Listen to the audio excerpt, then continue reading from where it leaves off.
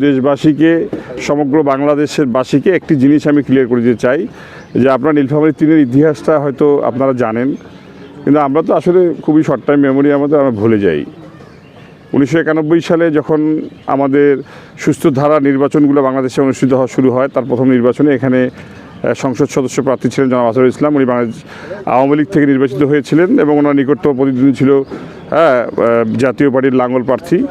এবং 96 সালে এখানে যেটা হয় সেটা হচ্ছে এখানে হোসেন মোহাম্মদ এরশাদ সাহেব প্রথমে ওনার বোনকে মেরিনা রহমানকে নমিনেশন দেন এবং কয়েকদিন পরে উনি প্রার্থীদের পরিবর্তন করার পরে জাতীয় পার্টির মধ্যে একটা ডিভাইডেশন হয়ে যায়, যার কারণে জাতীয় পার্টির অর্ধেক অংশ এখানে হঠাৎ করে ব্যক্তিগত সম্পর্ক হোক বা ইয়ার কারণে হোক এরা জামাতের পক্ষে কাজ করে।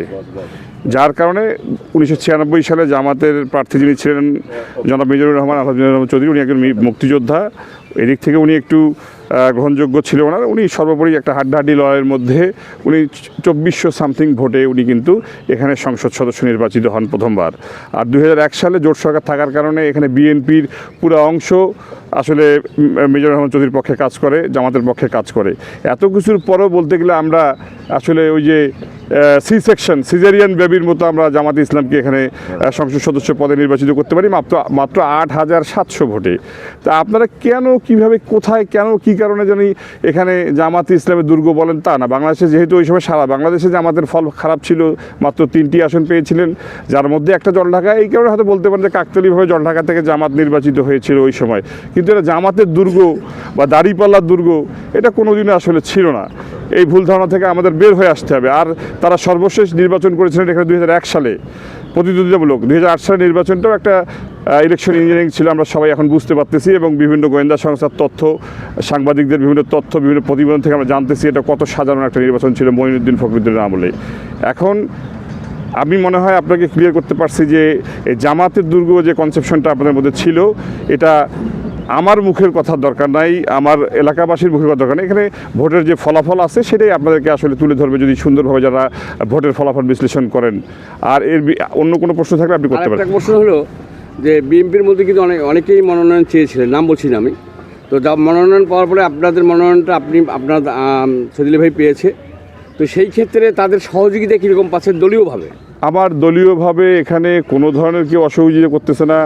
বিশেষ করে আমাদের নেতা যখন লন্ডন থেকে বলেছিলেন যে প্রার্থীকে, সেটা দেখার দরকার নাই, ধানের শীষ হচ্ছে আমাদের মার্কা, ধানের শীষের পক্ষে আমরা কাজ করব, কর্মীরা সবাই ঐক্যবদ্ধ ছিল। আর এত বড় রাজনৈতিক দল বিএনপি এত বছর ধরে নির্বাচন করে না, এখানে তো জলঢাকা আমি বলবো তুলনামূলক কম মনোনয়নপত্র আসলে মনোনয়ন প্রত্যাশী ছিলেন, অন্যান্য সেটা অনেক বেশি ছিল।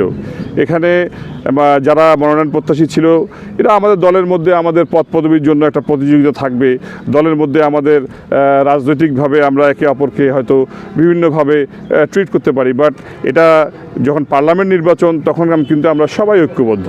এখানে দলের সব অঙ্গ সংগঠন, বিএনপির কোনো গ্রুপ নাই এখানে, এটা একটা কথার কথা বা একটা মিথ। এখানে আমরা সবাই ঐক্যবদ্ধভাবে কাজ করতেছি, দল আমাদেরকে যথেষ্ট সহযোগিতা করতেছে। এবং আলহাজ সজলি সাহেবের এখানে সর্বজনবিদিত উনি একজন নেতা, উনি জলঢাকায় 2বার উপজেলা চেয়ারম্যান ছিলেন, উনি একজন পরীক্ষিত সেবক, উনি উপজেলা চেয়ারম্যান থাকা অবস্থায় উনি কী করেছেন সেটা সবাই জানেন।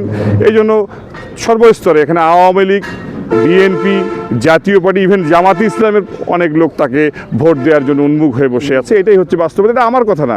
আপনি জলঢাকার প্রত্যন্ত অঞ্চলে গ্রামে গঞ্জে প্রতিটি একদম নিভৃতে যে আপনি কোশ্চেন করবেন, ওখানে যার আল্লাহ সজীব সাহেবের প্রতিদ্বন্দ্বীকে কেউ চেনে কিনা, তার নাম বলতে কি পারে কিনা, আপনি হয়তো বা আশ্চর্য হয়ে যাবেন। কিন্তু আপনি একটা 6 বছরের বাচ্চাকে জিজ্ঞেস করবেন, উনি সৈয়দ আলী সাহেবের নাম বলে দিবে। এটাই হচ্ছে বাস্তবতা।